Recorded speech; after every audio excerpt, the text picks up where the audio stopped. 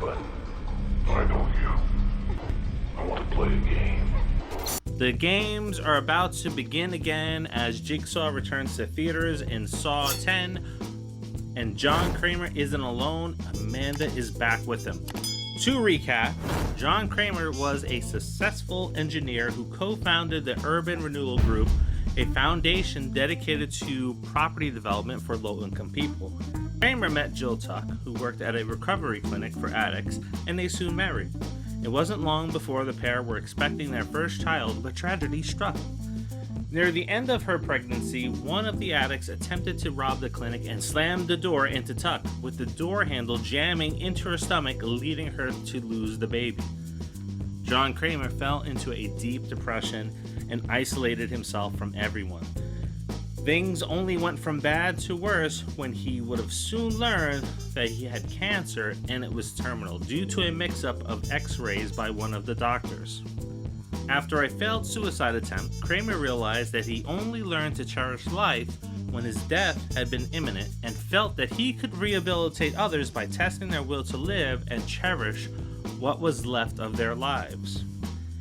And along the way, not only did his series of tests punish those who could make the ultimate sacrifice, his tests were successful, and some of those who survived soon found a new purpose in their own lives and became disciples of Jigsaw and his message.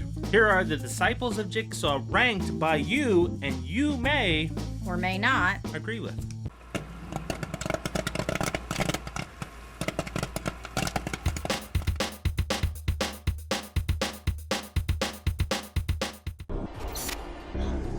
Better hurry up. Be sure to like and subscribe. Make your choice.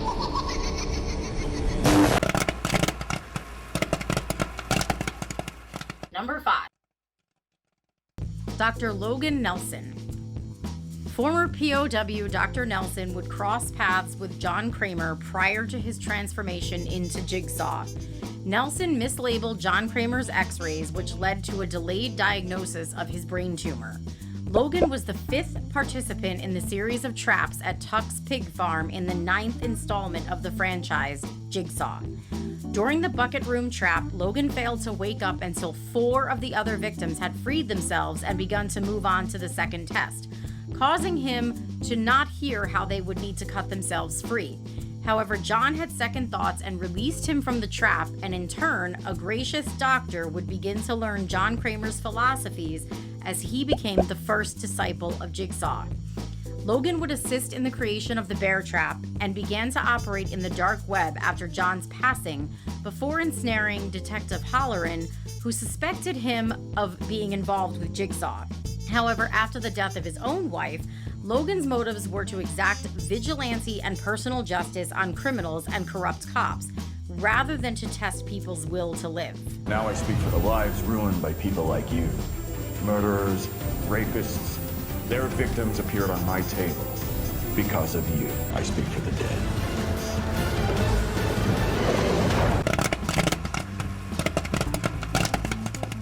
Number 4. The wife of John Kramer, Jill Tuck, opened the Homeward Bound Clinic, a recovery clinic for drug addicts under the motto, Cherish Your Life. After the tragic loss of her unborn child and at the hands of junkie Cecil Adams, John fell into a deep depression and drifted into isolation. But when the body of Adams was found, Jill confronted John and soon learned his secret. In an attempt to convince her to see his side, John revealed that he saved one of her patients that she had deemed a lost soul, Amanda. Prior to his death, John had prepared for games to continue and left strict instructions for traps and who would be involved after his death. Another of his disciples, Detective Hoffman, knew of these instructions and soon collected the instructions for the next game and began. Little did he know, he was about to be tested as well, as Jill had instructions from John to test him. However, she chose to end the killings and did not leave Hoffman with a chance to survive his trap. Only he did. Jill revealed Hoffman to the police as Jigsaw's successor, in exchange for protective custody, which ultimately would fail in the long run as Hoffman would eventually find her, leaving Jill to meet her demise in the bear trap.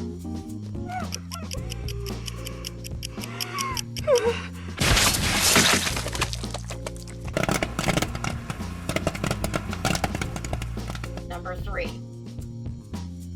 After the death of his sister, Detective Mark Hoffman fell into a depression and began to drink in a way to cope with the loss. He became mentally unstable and no longer cared for upholding the law by the book.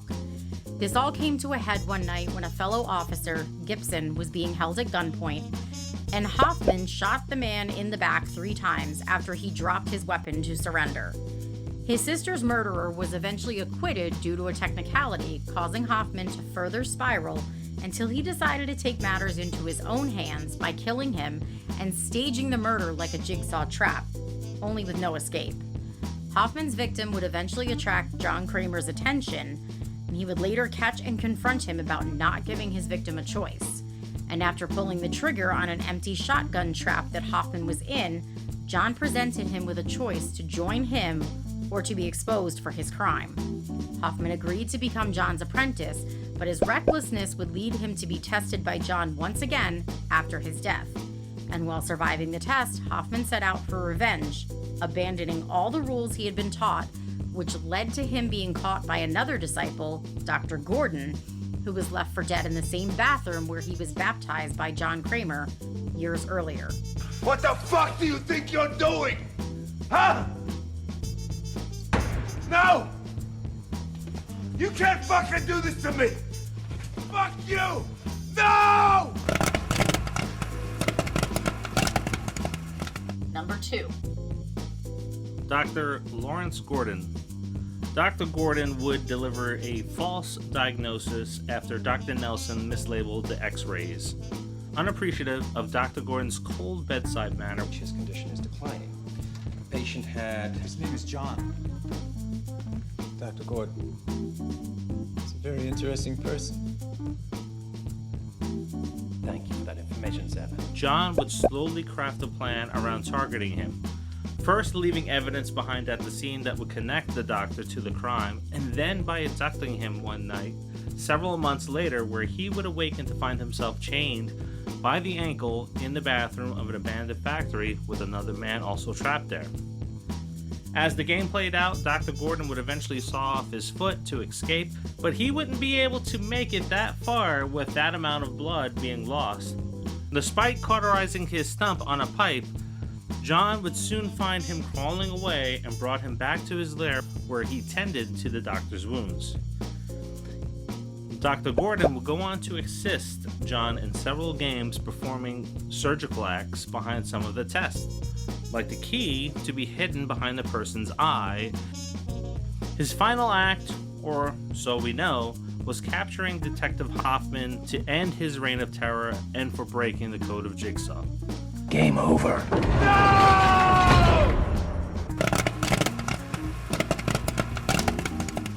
Number 1.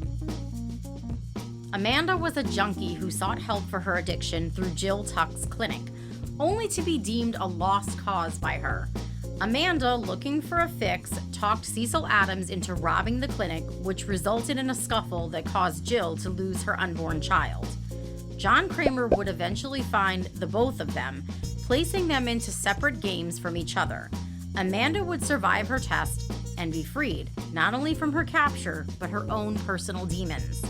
Amanda's survival and redemption became a case study to the police, who shared her story with Dr. Gordon, shocked over crediting Jigsaw with saving her. John would soon confront Amanda, revealing his own fate and how it related to her redemption so that he could convince her to join him, which she did. Only while Amanda became unhinged, replacing her addiction with an obsession with John, seeking not only his approval but by any means necessary to help keep him alive. This would ultimately be her undoing as her obsession turned to jealousy, which clouded her judgment, causing John to place her in one last game that led to her death.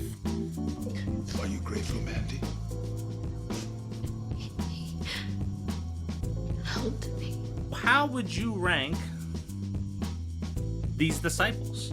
I tend to borderline on flipping the last two, Jill with Dr. Nelson. I can understand why Jill Tuck would rank a little bit higher. She was in more films, she was attractive, and she had a little bit more depth. Where Dr. Nelson, he was only in the one film, and we didn't really get much substance from him towards the end. Yeah, so Amanda's my favorite. Mm-hmm. My second favorite is Dr. Gordon. Oh, so you agree with the list the way it's laid out? I think so, yeah. Mm-hmm. Yeah, I kind of would go in that direction. Yeah, Dr. Nelson hardly got any votes on Facebook or on YouTube.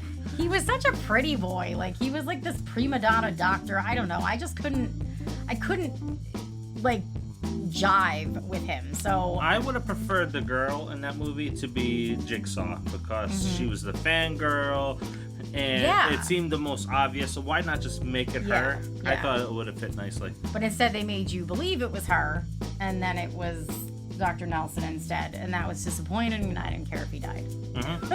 And his story right now is almost forgettable. So hopefully You had to look it up today. hopefully the reason why I looked it up today is because I'm wondering if he is gone by the time Saw 2 or Saw 3 rolls around. Because if you we're getting into theory, we're getting to another show topic right now.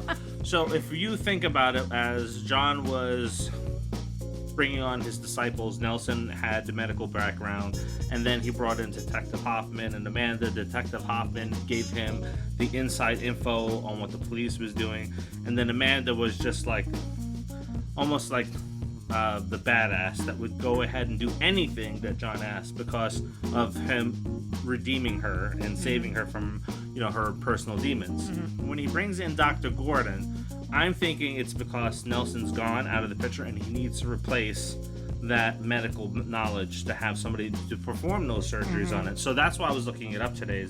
I'm like, is anybody else thinking that Nelson's gone? And that's why we've never heard from him again or seen him teased anywhere in the franchise.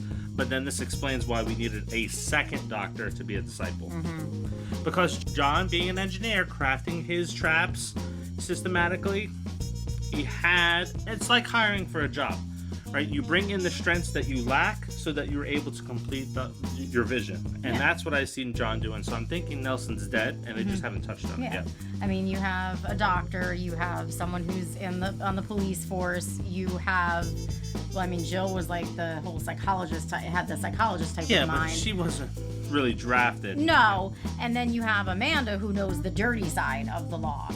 So, and the streets. Yeah, and when you have somebody that you look up to and admire like Amanda did with John, she's gonna do anything he asks because she's like, oh, thank you, and it's like that fatherly daughter relationship between the two characters.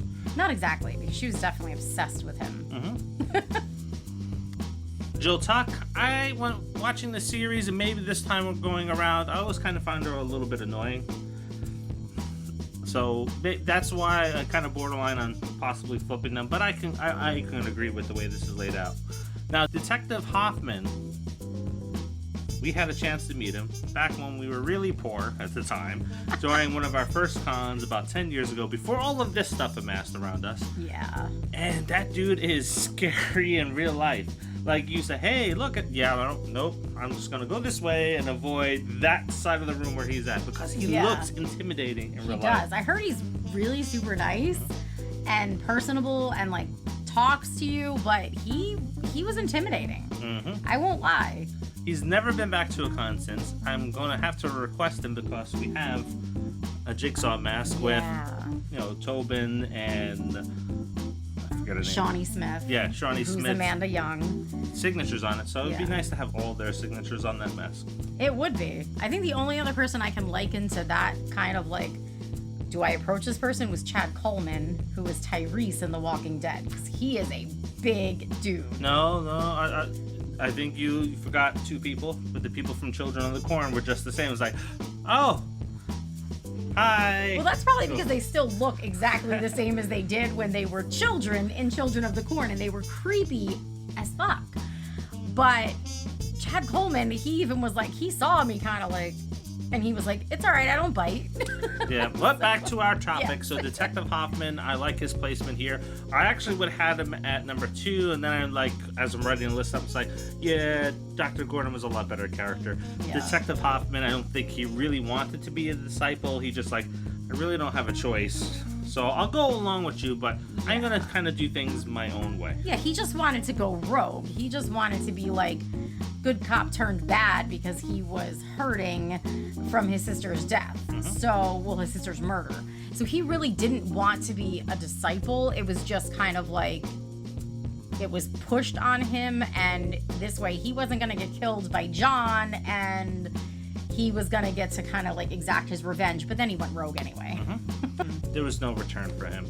Now, Dr. Gordon, who we desperately need to see in another movie, and maybe he shows up a little bit in Saw X, but he could probably carry Saw 11 if they want to kind of start to branch away from Tobin Bell. Yeah. Because when he found Detective Hoffman, he had 2 of his own disciples with him. So there's a lot to be told with this character, where he's at, what he's doing. He's probably the only one that is left alive because we don't really know if Detective Hoffman's dead. Right? He may be dead. He was left in the bathroom. We don't know. Yeah. But Dr. Gordon, Kind of like Adam. Yeah, I liked his character in the first film. I like learning that he was a disciple of him, and he seems kind of badass. He's got the cane, he's got the limp. He's like, Yeah, and he seems distinguished too. So I think that kind of like helps play into the fact that he's really a bad guy though too. So, yeah, he seems like a more of a mastermind than John would have been. Yeah. So it would be really nice to see him play out. And since he has 2 sidekicks of his own, one of them could possibly be the new engineer, and one of them could be whatever. Yeah, definitely. I would like to see that. Amanda Young, definitely number 1. I think she's probably everybody's number 1, to be honest with you. Yeah, I think so. I mean, anytime anyone ever talks about Saw, they're just like, oh, I love Amanda. So I think, anyone I've ever spoken to has always said that Amanda was their favorite. So.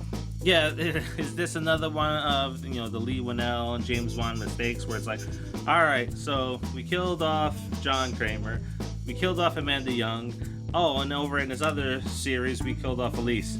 Like, you killed off some of the biggest characters in 2 franchises, and it's like, And immediately regretted it. Yeah. Because now they have to write them in somehow, whether it's flashbacks or prequels or as a ghost.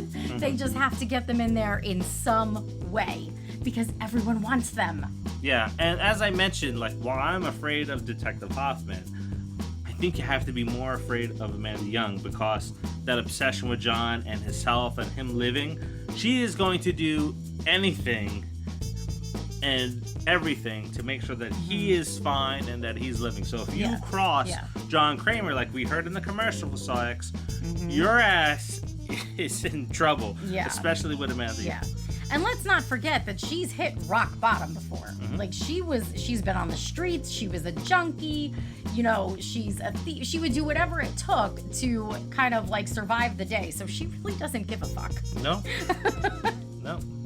Her falling down again, it's just like, all right, well, I've been here. I know how to come out. Yeah, and I'll just pick myself back up. So how would you rank the disciples of Jigsaw?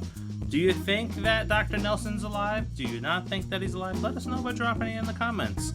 And don't forget, we appreciate you tuning in for every episode of Pop 5. And we've done one every single week for an entire year. Yeah, we don't have any other show that's weekly on a consistent basis but Pop 5. And that's because in October, which is the 31 days of Halloween, you made our first few episodes really big, so we said, you know what, let's run it for an entire year. So this 31 days of Halloween, while we're not doing the same thing that we did the last 2 years, because frankly it's a lot of work. And a lot of movie watching. Yes. We're going to change up the Pop 5 a little bit with some different categories. So let us know what you think of those new categories, because then we can build around those shows in the future for us. Now, don't forget, there's a couple things that you need to do. Like, comment, share, and subscribe. Once again, thank you for watching, and to the next. See ya.